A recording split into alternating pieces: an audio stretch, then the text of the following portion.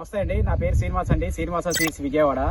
మనం ప్రస్తుతం కోసూరు పొలంలో సనకా మధు గారి పొలంలో ఉన్నాము. ఈయన వాళ్ళది జారా టమాటా వేసేయండి. ఇది పొలం వచ్చేప్పటికి 1/2 ఎకరము. ఇప్పటికి ఈయన 475 ట్రేలు కోసాడండి ఇప్పటి వరకు.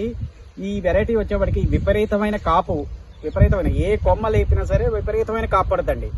ఇది వచ్చేప్పటికి కాయ సైజ్ వచ్చేప్పటికి 100 గ్రామ్స్ వెయిట్ ఉంటుంది. ఇది ఈ ఏరియాలో కోసూరు పాలెం సరౌండింగ్ ఏరియాలో ఎవరు వేసిన ఏ ఫార్మర్ వేసినా సరే హై ఈల్డింగ్ టెర్రా అగ్రిటెక్ వాళ్ళది జారా వెరైటీ అండి.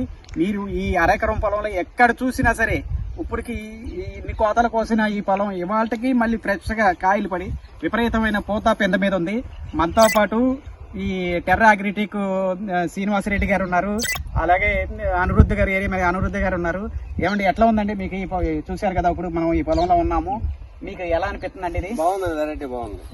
ఇది జారా వచ్చేప్పటికి వెరైటీ ప్రతి ఒక్క రైతు కూడా ఊర్లో కోసూరు పాలెం కానీ నాగైతిప్ప కానీ మోపిదేవులం కలిగి ఎవరైనా సరే ప్రతి ఒక్కరికి తెలియని వెరైటీ కాదు ఇది.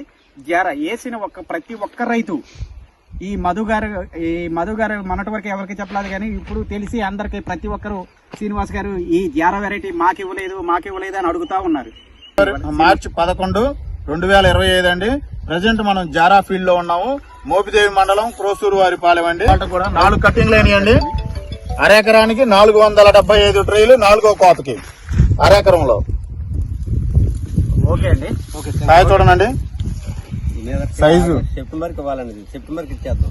ఎర్లీ ఇవ్వాలండి. సమ్మర్ లో కూడా ఈ రేంజ్ లో ఉందంటే చేను ఎండకి బాగా తట్టుకొని తెగుళ్లు కూడా బాగా తట్టుకుంటుందని మనం గమనించవచ్చు.